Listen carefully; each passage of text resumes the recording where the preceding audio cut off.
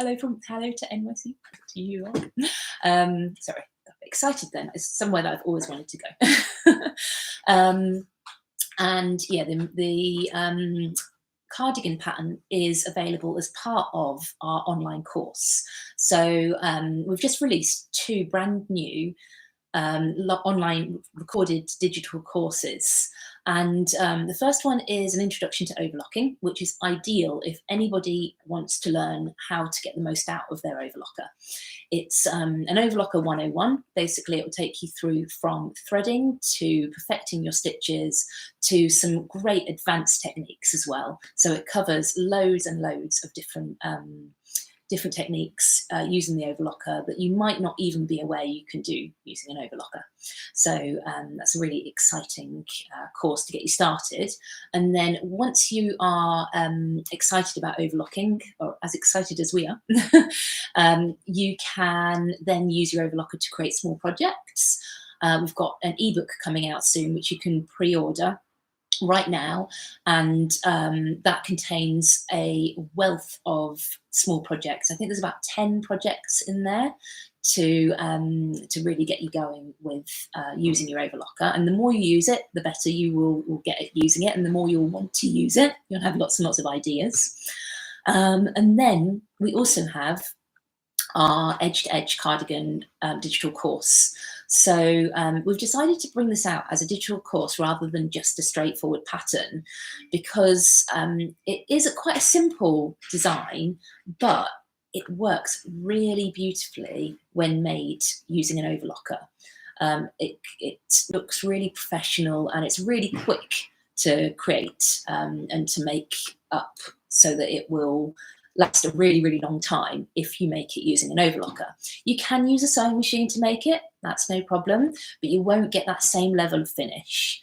And there are a few things that you need to do to the settings of the overlocker to really get that stitch looking absolutely perfect. Now I'm using a quite thick true knit fabric today.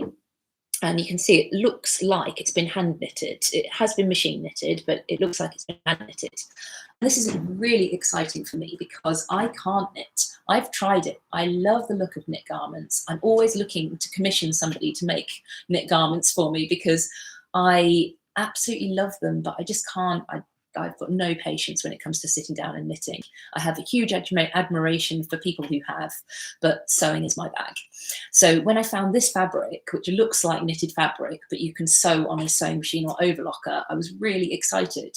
So yes, I'm really enjoying sewing with this kind of fabric at the moment, but you do need to change quite a few settings in order to get the best finish on a thick fabric like this. Now, not only is this fabric thick, but it's also textured. So you've got peaks and troughs, you've got your knit texture that has areas where it's raised and areas where it's flat.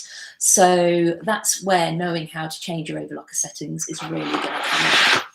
Now, I'm not going to go into huge depth into how to change your overlocker settings, but I am going to tell you what you need to change on this Sewalong.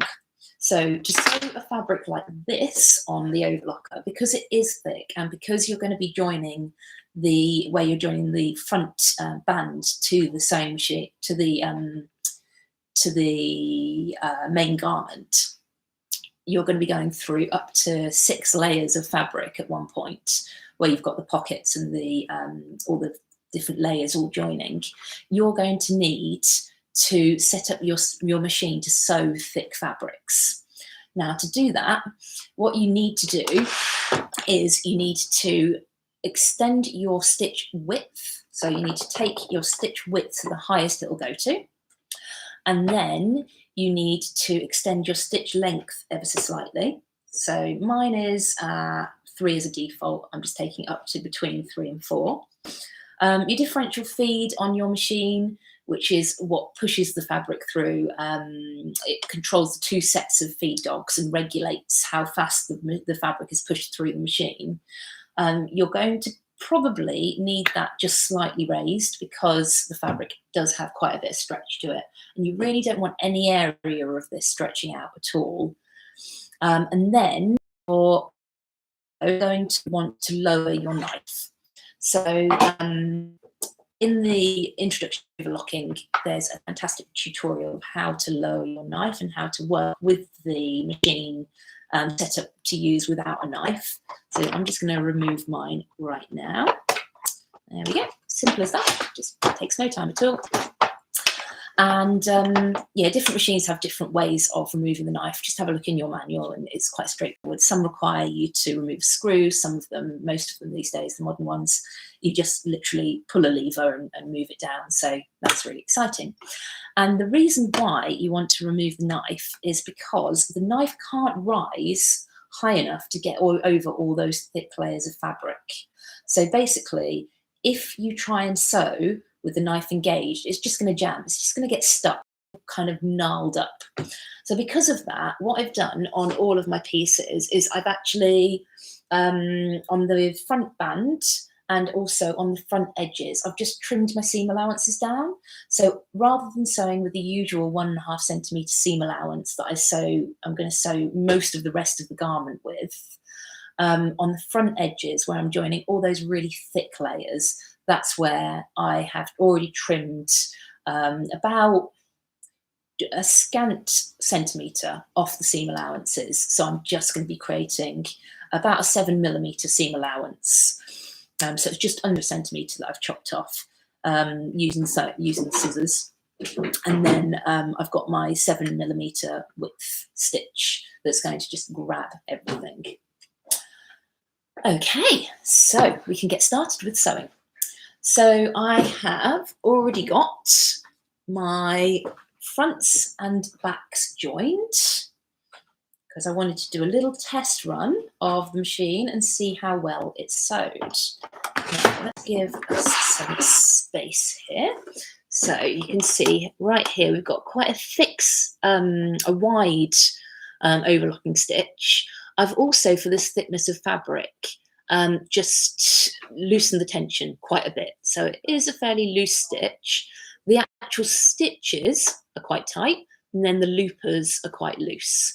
And that just allows the fabric not to get puckered and rolled and bulky, because the tighter the stitch, the bulkier things get. It just kind of rolls the top line, and it can get quite hard and quite bulky, really. So yes, I have joined the front and the back at the shoulder seams. It's there, and I've started to join the sleeve just to get a feel for how the machine stitches around a curve as well. So before we go any further, of course, one thing that we always need to do is do a test run of our machine. Now, I'm just going to go and grab a little piece of the fabric.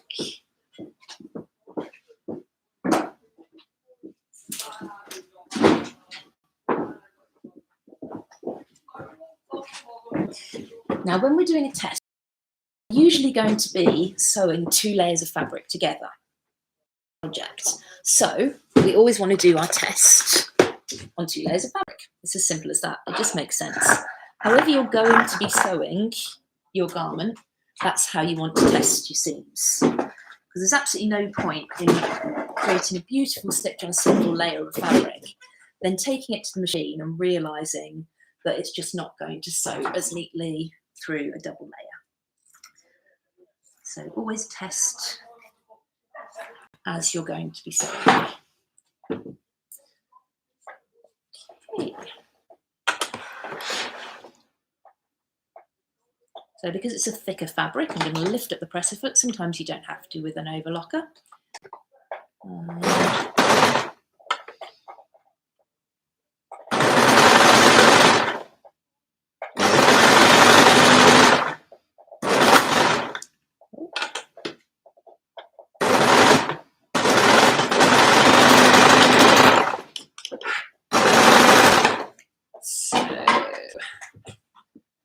Going well, but then it snapped, and that is probably because some of my tension settings are slightly too tight. Now, I sewed this a couple of days ago just to get a feel for it and get prepared, and then of course I've stepped away from the overlocker, and I believe probably probably used it for other projects actually. I've threaded up with a couple of different threads. So I now need to reset the stitches. So don't ever assume, unless you are literally leaving the machine in exactly the same place the night before and coming back to it the next day, that your stitch settings are correct. You always need to do a test. So always do your test run. Now I'm just going to check that everything is still threaded up correctly. Nope, something has gone. So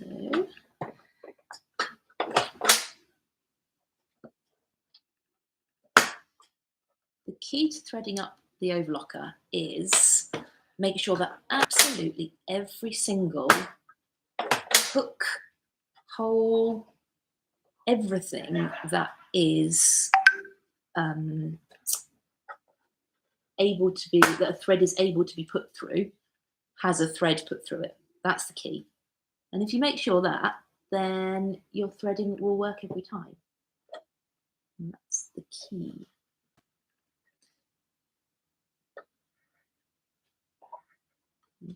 That back there. Those all unlooped.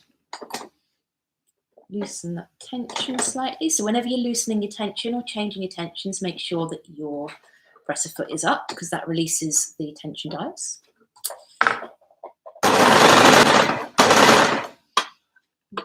Looks like that is sewing a nice pretty chain there. So let's give this another go and see how we're doing.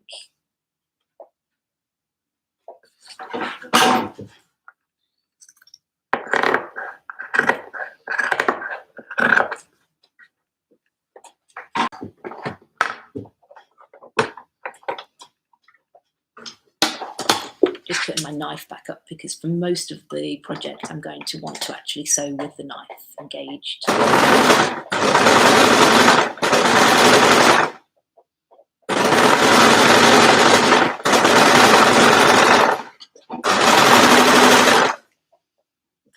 Okay.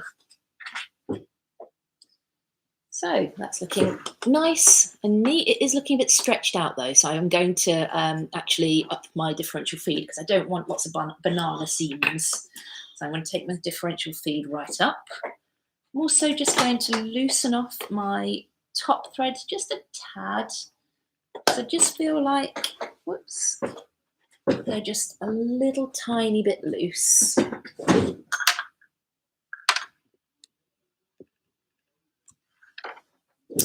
Okay. So let's go.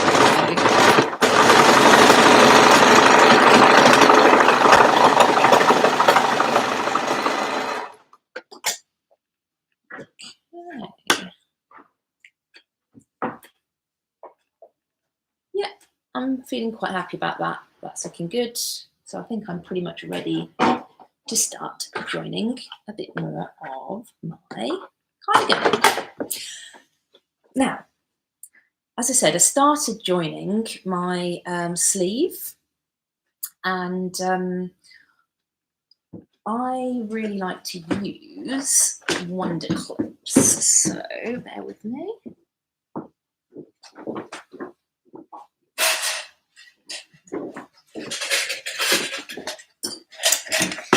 So I will use wonder clips, which are these wonderful little things, to join all my pieces together before I sew them.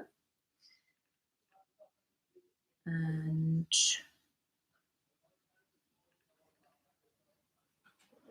I can do that like so. So I'm just putting my edges of my sleeve head and my armhole together, and then I can just go ahead and sew that.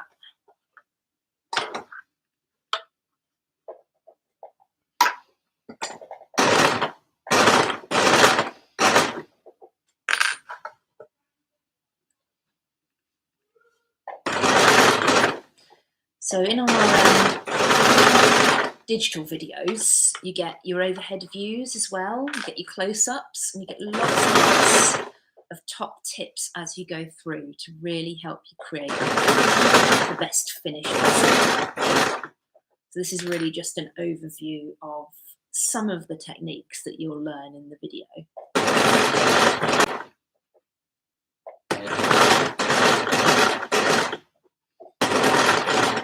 But if you're at all nervous about using your machine for different types of fabrics, then it really is a great way to just build up your confidence.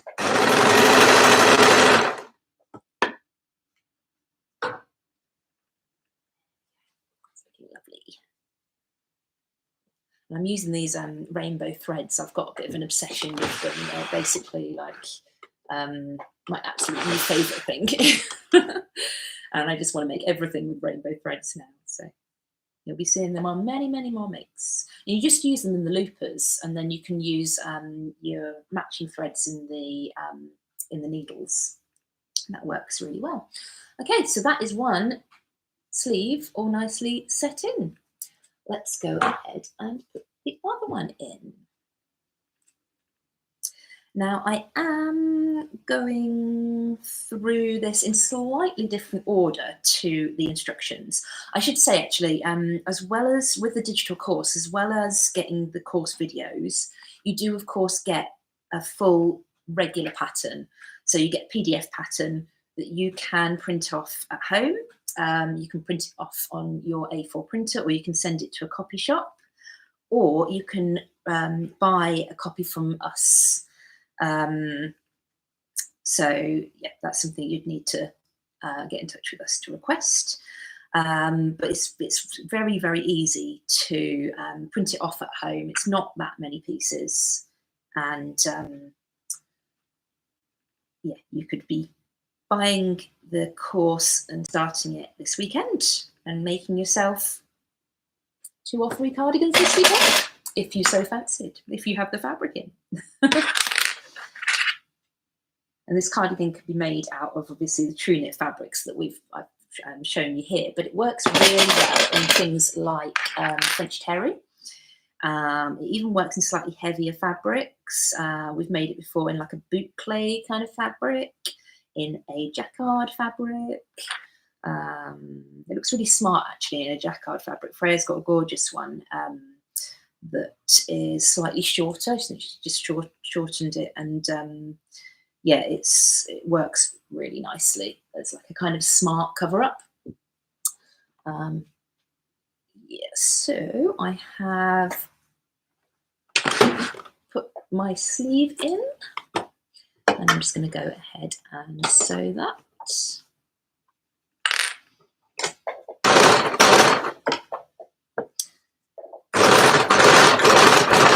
So yes, I didn't say why I was doing this in slightly different order.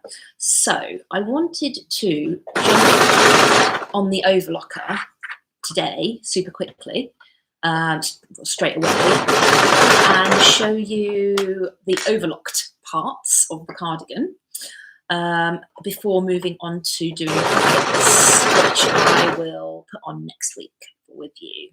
Now the pockets are attached on the sewing machine, so I wanted to just show you the overlocked part of the cardigan straight away. So that's why I've switched around the instructions. But the way that the instructions are written, we always try and like batch tasks together. So if there's going to be a fair amount of sewing machine use, to save you from having to hop from sewing machine to overlocker and back again, we try and batch all the sewing machine tasks together. So hopefully find that quite enjoyable. I think people have said that that's one thing that they really like about our patterns, is that you're not constantly hopping from one thing to the next. And we also do that with ironing as well. So if there's a chance to kind of batch all the pressing, then we'll watch that as well. And it kind of comes from my time working in the industry and visiting factories and looking at how production lines do it. So they'll batch a lot of their tasks together, so they don't have things going here, there, back and forwards. And yeah, it's just a good way of thinking about it. Efficient, because the more efficient you can be with sewing, the more you can do, and the more you can enjoy. So yeah, that's my sleeve inserted. So that was no bother at all. I know some people do worry about putting sleeves in, but if the pattern works, everything all lines up, and you're using an overlocker, it just goes in really easily, especially in stretch fabric. So no need to worry about that. And you might be looking at this pattern and thinking, oh my goodness, that looks quite like an advanced make. But choose the right fabric, like a French terry that's quite stable. And honestly, even a beginner to overlocking can do this. It's not complicated at all. Okay, so now I have my sleeves inserted. I'm going to join my side seams. Now, again, this is going slightly different to the instructions, but again, I just wanted to do most of the overlocked part of the project altogether. The sleeves, not the sleeves, the pockets, actually go into the front joining seam where the neckband joins the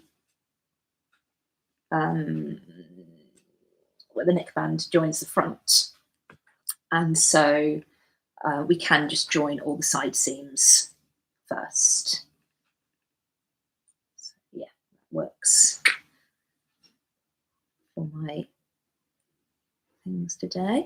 And yeah, if you do want to learn more about overlocking, obviously we have our digital courses, but over the next few weeks we're going to be sharing more and more with you, and we are running our big course again. So if you are interested in really learning how to use your overlocker to its full extent, you're going to be wanting to keep a close eye on what we are doing on socials over the next few weeks and on our newsletters, because we've got so much to share with you, and we'll be sharing a lot of it on socials and on YouTube as well over the next few weeks. So stay tuned. And that's on the Crafty Sew So YouTube and Crafty Sew So socials as well. So we're going to be running a few free classes as well, so you'll probably want to keep an eye out for those. They're going to be on Zoom, so they're going to be online classes. Just to give you a little taster, really, of what the full course entails. So, yeah, we'll keep posted. Definitely will for that.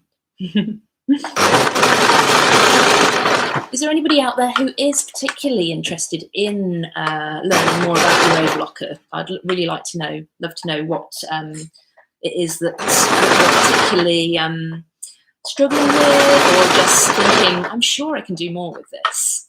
It'd be really interesting to know. Let me know in the comments or drop us a message. Okay, so something I've done here is I have nested the seams. That means basically underneath the armhole, where the armhole seam is, I have pushed one seam one way, and the top seam, so the underneath seam away from me, and the top seam towards me. And it just makes everything really nice and neat.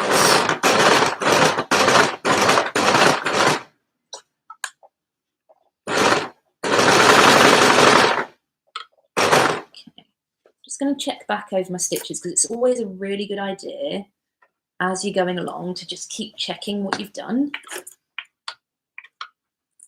And just checking the underneath, make sure nothing's got caught or anything like that.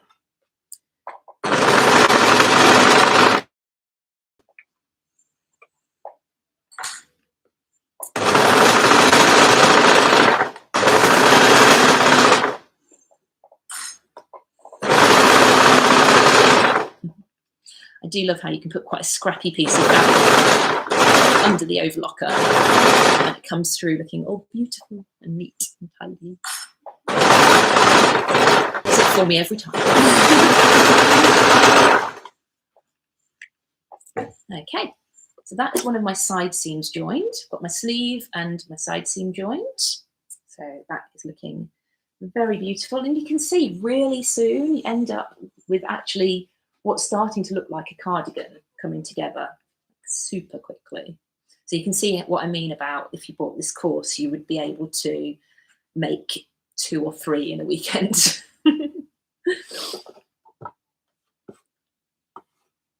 Maybe not in my case, because I've got my toddler potty training at the moment, so I think my hands are going to be quite tied up, but I might be able to fit in 1 in a weekend.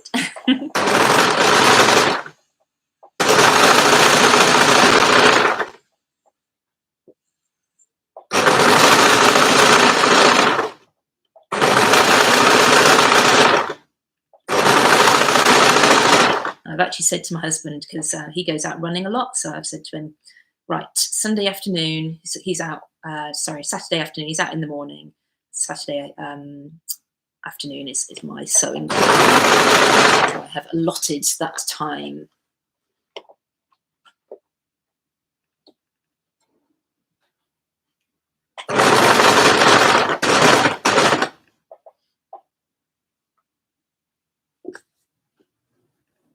Okay. Anybody who's just joined us, I am making my Edge to Edge cardigan, which is available as a digital course. It's our latest digital course. And as part of it, you get the PDF pattern and the instructions, but you also get step-by-step videos for every single technique and a lot of techniques that you're going to use in lots and lots of different projects as well.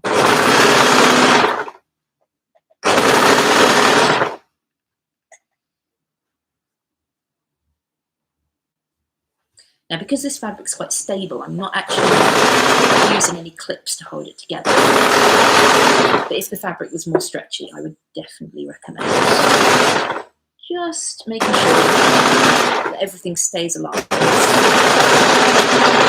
using some clips.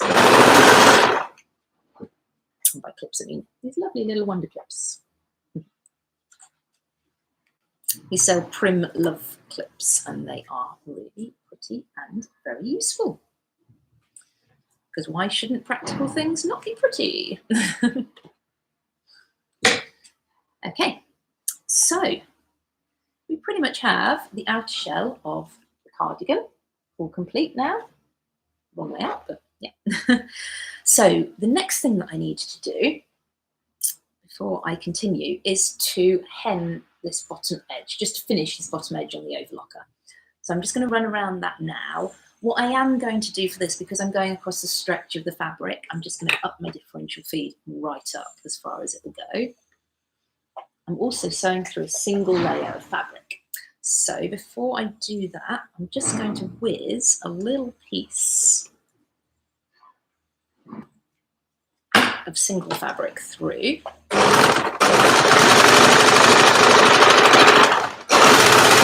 Just to see if my settings need changing at all. And no, that's looking beautiful.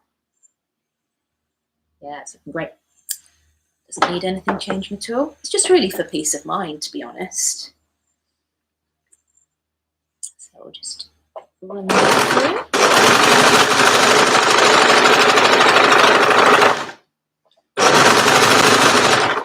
And the key is just to really make sure that you've got the bulk of the fabric on the table, nothing's pulling or stretching. And your job is really just to steer. That's your job.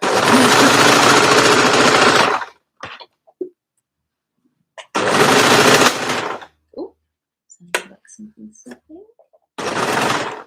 Yes. Unfortunately, with this fabric, what you can find is that it will just hit a thicker bit, and that's what I was saying about the sewing overlocking textured fabric. So it can just hit a slightly thicker bit, go from a thin bit to a thick bit, and it just gets a bit like, oh, what was that? I think I'll just stop, and the thread breaks. So that can happen. But it's nice and straightforward and it's always the same thread. It's always your lower looper that goes as well, you'll find. So if that happens, you just raise your needles, you unthread everything from that lower looper underneath, and then you can just rethread the lower looper. Some machines you do have to rethread absolutely everything, but with this machine, which is the Brother 2104D, you don't have to do that. So it does make it a lot easier. That's rethreaded. The foot down, put my needles down, and start chaining again. Get my little scrap of fabric and do my test just to make sure that everything is totally right.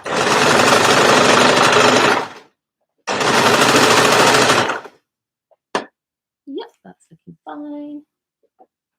It might seem a bit laborious to do a test every single time that you rethread your machine, but it's just so worth it. It really is.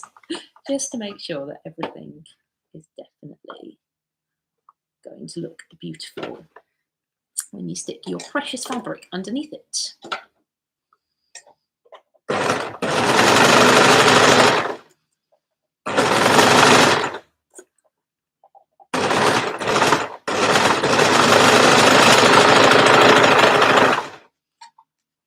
I haven't put my scrap sticks on, and this is literally confettiing little tiny bits of fabric everywhere.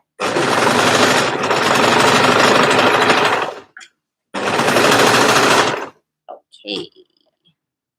Yes, that's looking good. Lovely. Tidy that up later. I tend to keep my threads, my thread chains, if I've done a join, quite long, and then I can just thread them in later, and that'll be pretty and beautiful. Right, so that feels good. Feels like it's not pulling or stretched out at all, which is great. So the next thing that I have to do is, how are we doing for time? Getting there. So the next thing that I have to do is to attach the cuffs. So for the cuffs, I'm just going to take my cuff, I'm going to fold it in half, and then I'm going to overlock that together.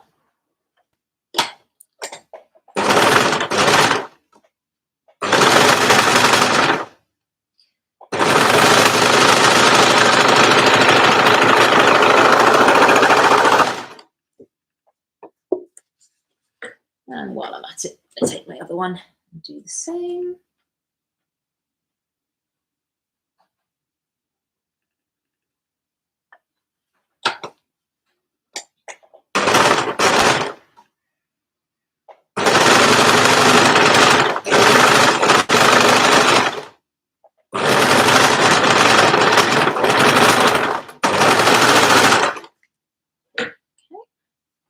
So I've got my cuff there, and then I'm going to turn that halfway out. And I said about nesting the seams, so I'm going to nest the seams again here. So we just take one seam, push it one way, and one seam, push it the other way. So bottom seam, push it to the left, to the right, and then the top seam, push it to the left, or vice versa. It doesn't really matter which way, as long as they're opposite. And then I'll just chop off my thread tails, chain tails, and then I'm just going to pop a couple of clips all around.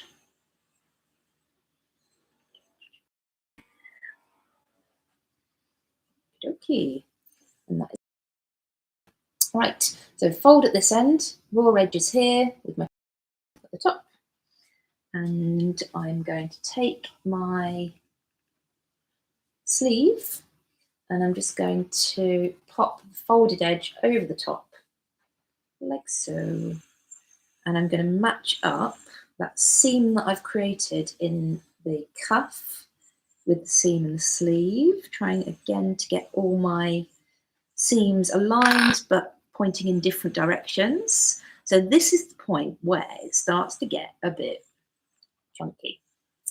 So if you know that you have very short arms, you can trim down the sleeve length and remove the seam allowances at the same time, and then sew this without the knife engaged. I'm going to do that. So I know that this is okay if I just take a very small seam allowance, because I've made this before. I know that a 0.5 centimetre, 7mm seam allowance isn't going to make too much of a difference, as opposed to using the full 1.5 centimetre seam allowance. So I am going to just sew without trimming this bit.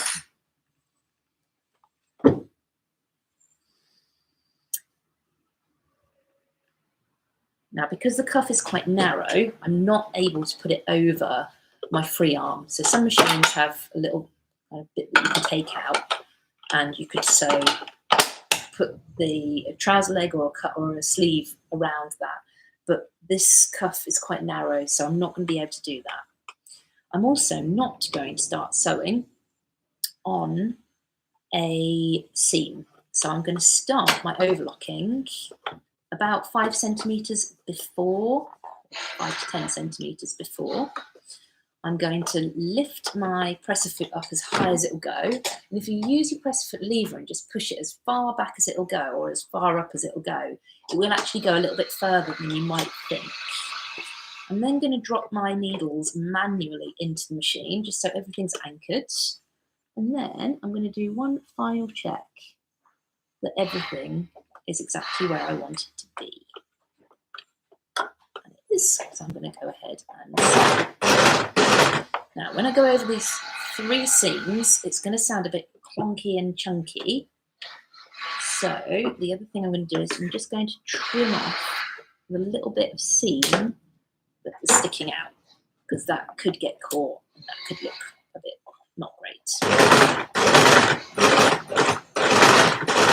So I just took my time over that, and I've gone over those 3 seams, no bother at all.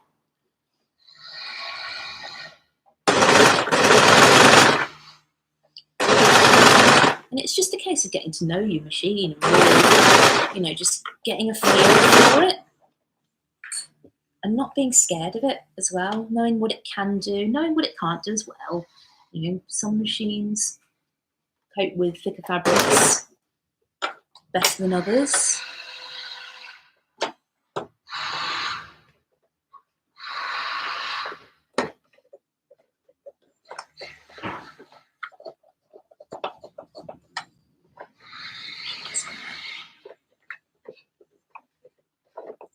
My stitching finger, which is the bit that's at the back, is just getting slightly caught. I'm actually just going to pull this out of the machine, drop those needles down. There we go, that's it. Just pull that out backwards. And if you do find that things are getting a bit caught, you can just manually release the stitches just by bringing the wheel forward, and it might just get a little bit caught. But as long as you're gentle with it, nothing's going to happen too untoward.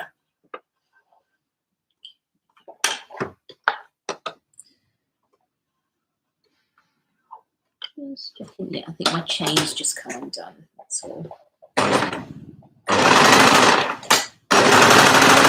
Sometimes if your fabric gets caught around the stitching finger, which happens very rarely, but it does happen with thicker fabrics, it will stop the chain from creating. It will just get a bit, kind of look like it's getting a bit tangled up. So you just need to kind of manually release the fabric and then come back to it. always create yourself a little chain before you start stitching again. I'm just going to wiggle the thick fabric underneath the foot, and it does take a bit of patience. This is where knowing what the highest position of your needles is, what it looks like and what it feels like, is really useful. So on these machines, it's got like a little notch on the hand wheel, and it's really useful to know that when that notch is aligned with another marking on the side of the machine, it's at its highest position.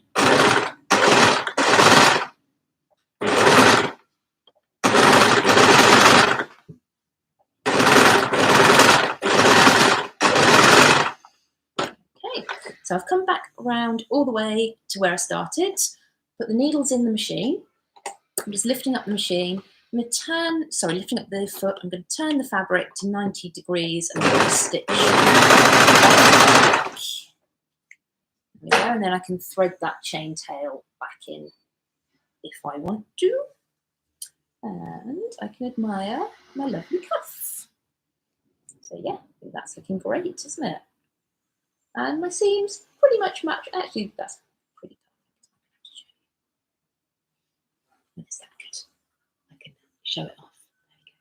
There we go. I still get excited about that kind of thing. Yeah, so I've put on one of my cuffs. We're coming up to 2 o'clock, so I'm going to do the other cuff in a little bit later. But I hope that you've really enjoyed joining me for part 1 of this sew along. I will be attaching the pocket, and I will also be attaching the neckband and finishing off the cardigan next week. So hopefully you'll join me at the same time at 1 o'clock. If you do want to have a go at making your own cardigan in the meantime, you can buy our digital course now. It's still on offer at the moment. Sorry, we've missed it. We had a little bit of a opening offer, but it's still very, very good value, especially if you think that it will help you potentially make a wardrobe full of cardigans and not have to learn how to knit, basically. For me, that is invaluable. So yeah, I hope you've enjoyed the sew along, and I'll catch up with you again next week, hopefully. Until then, bye.